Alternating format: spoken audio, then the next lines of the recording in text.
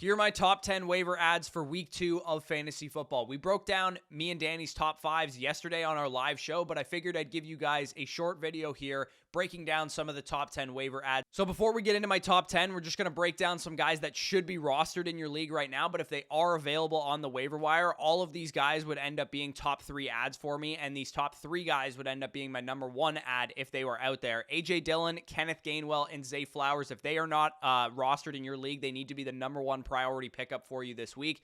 A.J. Dillon, definitely a good option with Aaron Jones dealing with a hamstring injury. Kenneth Gainwell played the majority of the snaps for the Philadelphia Eagles and got the majority of the touches. And then Zay Flowers had a monster debut game for the Baltimore Ravens. Tyler Algier and Jalen Warren, also guys that probably are rostered in your league, over 50% rostership for them. But if they are available, they would make my top 5, my top 4 ads of this week. So definitely keep that in mind. So now let's get into my top 10 waiver ads. I'm going to go in reverse order. So I'm going to go from 10 to 1. The way that I'm doing this basically is the order in which I would set my waiver claims. So my number 1, I would rather have than my number 3. And I'll talk about fab spend and all that kind of stuff. Would I use the number 1 priority, that kind of thing, depending on your league setting. So number 10 for me is Sean Tucker of the Tampa Bay Buccaneers, running back, 4% owned right now. 0 to 1% is all I would spend on him in terms of fab budget. Rachaad White was objectively bad last week. He had like negative 37 yards over expected, and I'm pretty sure he'll continue to be bad because as a Bucs fan, I've watched this guy play. He simply just doesn't do the little things well in between the tackles. He's a very good receiving back,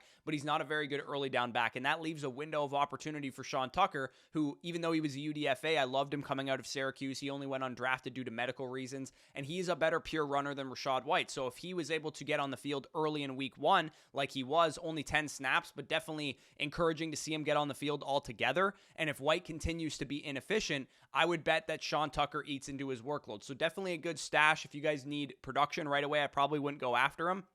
But if you have a very good starting lineup, a really deep league that you're playing in, Sean Tucker is a good stash there. Number 9 is Tyjae Spears. I have him at 12% rostership right now. 0 to 3%, probably all the fab that I would spend on him. I would not use a waiver claim number 1 overall priority on him. He won the clear backup job already. We saw that in the preseason. So we know that he's at least Derrick Henry's handcuff. But what we didn't expect to see is that he actually outsnapped Derrick Henry in week 1, and he actually ate into his early down role as well, which was a close game throughout. So the Titans and Saints in that game that they played, it's not like it was a major blowout in favor of the New Orleans Saints, and that's why Tyjae Spears was playing a number of snaps. He was actually eating into Derrick Henry's early down workload. He played more total plays than him, and of course, he worked in mostly on third downs because he is a better receiving back than Derrick Henry, but definitely a good bench stash. I'm probably not expecting him to continue to outsnap Derrick Henry, but I do think he's a handcuff with a minor standalone role that you could do worse by throwing into your flex as a desperation play if you needed to. Brock Purdy is my number 8. Right now rostered in 25% of one quarterback leagues. I'm assuming if he's available in Superflex, he would be much higher on this list. 0 to 8% is all I would spend on him in one quarterback, 20 to 30 to 40% in a Superflex format. He's the first quarterback in NFL history to win 6 straight regular season games to start his career and throw at least 2 touchdown passes in those games. I think it's time to stop doubting Brock Purdy. Is he a system quarterback? Absolutely. The Kyle Shanahan system is accentuating his strengths, but so is Jared Goff. Remember Jared Goff early on in his career when he played for the Los Angeles Rams, and he was like an extremely solid mid-end quarterback 1 because of the playmakers around him, because of the play caller that he had with Sean McVay. And the same is true of Brock Purdy. He's a weekly streaming option at the very least. So if you have him on your bench or if you're going to pick him up to try and stream him for good matchups, I would rather have this guy rest of season than Geno Smith, than Russell Wilson. Obviously now with Aaron Rodgers out for the season, it looks like Aaron Rodgers managers are probably going to be going to the waiver wire to get a quarterback. Hell, you could make the argument that you'd rather have Brock Purdy rest of season over Dak Prescott with the way that they're going to run the ball this season. So definitely like Brock Purdy if you're in need of some quarterback help. Number 7 on this list is Kendrick Bourne, who I have listed as a 1% rostered player. 0 to 8% is probably all I'm willing to spend on him in terms of fab budget. The Patriots looked schematically a lot better than they did last year with Bill O'Brien calling the shots, and Kendrick Bourne is their best wide receiver. In deep leagues, he could definitely be a viable flex play week over week, and even though Devontae Parker was out for this game, I expect that X receiver role to be occupied by Kayshon Boutte in week 1, which is exactly what we saw. So Kayshon Boutte played on the outside in week 1. I think once Parker is back, he moves to the bench, and Kendrick Bourne, as we saw throughout the preseason, was a starting receiver alongside Devontae Parker on the outside, with Juju Smith-Schuster playing primarily in the slot. So Kendrick Bourne, monster game for him, had 2 touchdowns, and I definitely think that could continue, at least the production and the target share that we saw him carve out. Had 11 targets of the total 51 pass attempts that we saw from Mac Jones in this game. The number 6 ad for me is Zay Jones. I know it's week 1, but it looks like Zay Jones might end up being a huge value, and Christian Kirk may be reduced to a slot receiver. Zay Jones right now is rostered in 30% of leagues. I would spend between 0 and 8% of my fab budget on him, because I do think if you guys are in need of some flex production, if you guys need some wide receiver depth, that Zay Jones is a really good option. You guys can see the usage on the screen. He played the most snaps of any Jaguars wide receiver, and he's running on the outside alongside Calvin Ridley, and he had 6 targets and a nice touchdown this past week. Trevor Lawrence and this Jags offense is going to throw. They're going to be putting up points. I want pieces of this offense. And honestly, as much as I think Christian Kirk won't have 2 targets every single week, I do think that on a week-over-week basis in good matchups, you'll be able to put Zay Jones into your flex spot right off of the waiver wire. I think he's one of the good bench depth pieces if you guys are playing in deeper leagues that are like, full PPR, 3 wide receiver, 2 flex, or 3 flex type of leagues. Zay Jones makes a lot of sense in that type of format. If you guys are in shallower leagues, maybe you don't pick up a guy like Zay Jones, but I do think in deeper leagues he's a good ad. Number 5 waiver target for me is Kyren Williams, who I have rostered listed here at 10%. 10 to 20% of my fab budget is where I would be comfortable spending. There's a lot of good waiver ads this week, so I'm not super high on Kyren Williams, but he did play 65% of the Rams snaps. He did have 87% of the running back routes to the Los Angeles Rams running backs. Akers just had 3 routes to his 19. But Cam Akers did also have 22 carries, and the Rams offense played a lot of plays this week, and I'm not sure if the week 1 that we saw from the Los Angeles Rams is going to continue. I think they could be a frisky offense, but I'm not sure they're going to be hanging numbers on the Seattle Seahawks type level of teams every single week. But it is worth noting that Kyren Williams wasn't just involved because the Rams were winning that game handedly. Kyren Williams actually outtouched Cam Akers 14-11 until the Rams took a 24-13 lead, and then Akers recorded 11 touches after that point to Kyren's 1 touch. So after the last 9 minutes of the game, Cam Akers was actually the guy that salted the game away, and it looks like, Kyren Williams could potentially be the starter here. Williams ran 30 routes, 73% to Akers' 4, as I mentioned. So we're getting a guy that has pass-catching upside, a guy that was used more heavily in the offense than Cam Akers was, and we know that Cam Akers has this tendency of disappearing. It looks like Sean McVay and him, don't really see eye to eye on certain things. So I think Kyren Williams is a good ad, but I wouldn't go out and blow my entire fab budget on the guy. So number 4 waiver ad of the week, Roschon Johnson, rookie running back of the Chicago Bears, 22% owned right now across ESPN, Yahoo, and sleeper leagues. 15 to 20% is what I'd be willing to spend on him in terms of overall fab budget. He was on my sleepers list, so I'm really high on Roschon Johnson, the talent.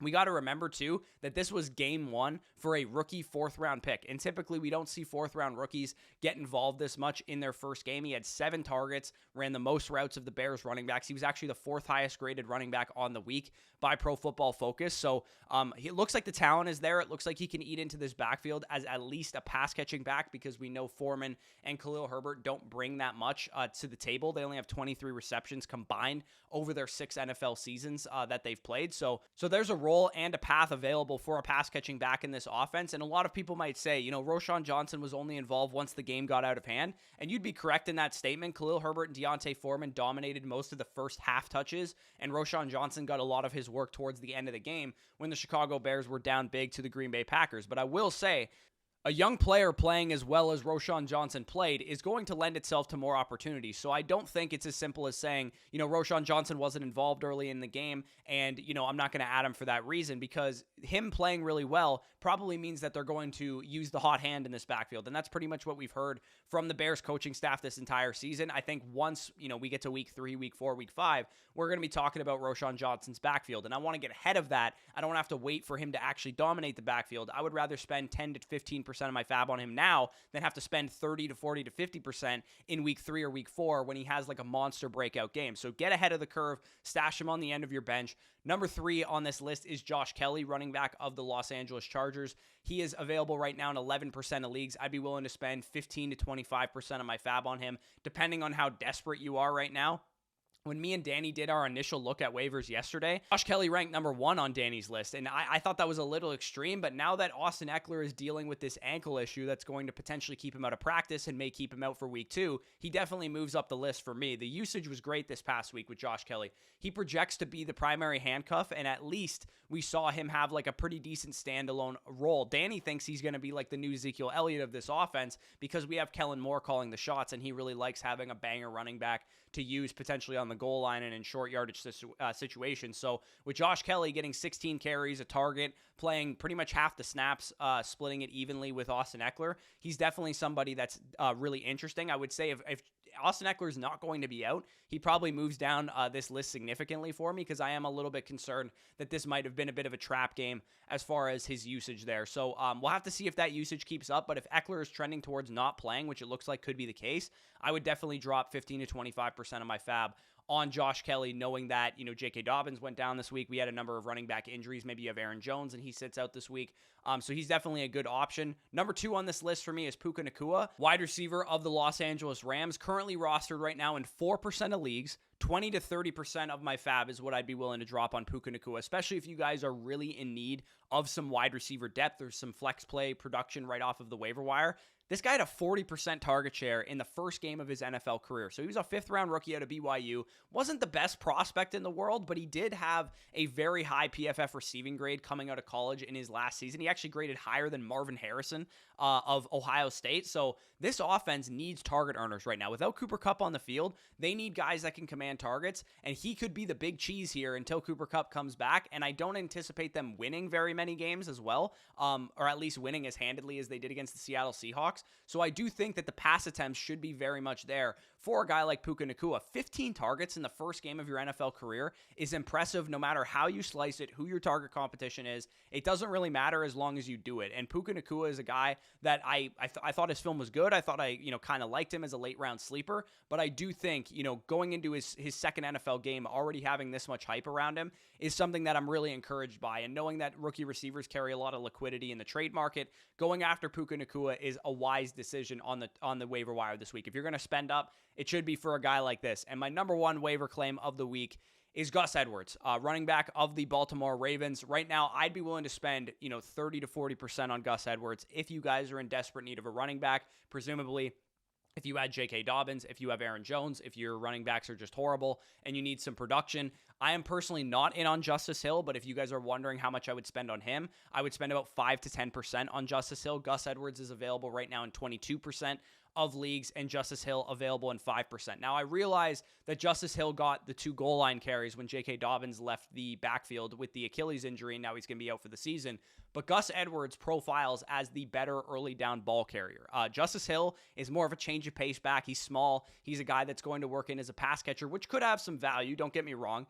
But the way that the Baltimore Ravens have structured their backfield is that J.K. Dobbins was the lead back. When he goes down, the number 3 back is the guy that takes over his workload, which is Gus Edwards. Justice Hill is always going to be a pass catcher. He was always going to work in no matter who the lead ball carrier was. And in this offense, I want the guy that's going to get the early down work. I want the guy that's going to get the goal line work because Lamar Jackson is a mobile quarterback. I don't expect him to check down a ton to Justice Hill. So for me, I think Gus Edwards is the guy that I want, especially knowing that I think most casual leagues will favor Justice Hill because he had the big fantasy performance, and people will drop $20, $30, $40 of their fab on Justice Hill when you can probably get Gus Edwards for $15, $20 of your fab. So for me, my number 1 waiver claim on the week is Gus Edwards. Let me know down below in the comments section what you guys thought of this video. Subscribe to the channel if you guys are new. Leave a like if you enjoyed, and also leave any waiver claim comments down below. I will get to as many as I possibly can. We won't probably do a waiver video every single week. We'll probably just cover it on our Monday live stream, but I did think there was a lot to talk about this week because it's week 1. We got a lot of new information, so I did decide to do a full status waiver video. And also be sure to check out our sponsors if you want to support the show. Promo code FSE at underdogfantasy.com will get you 100% back up to $100, and you'll also get a mystery pick'em special if you guys are new depositors over there, and you'll get our weekly rankings, our weekly matchup charts, our weekly start sit stuff for free as a free gift for doing that. So if that interests you, link will be down below in the pinned comment section. But with that being said, peace out, and we'll talk to you soon.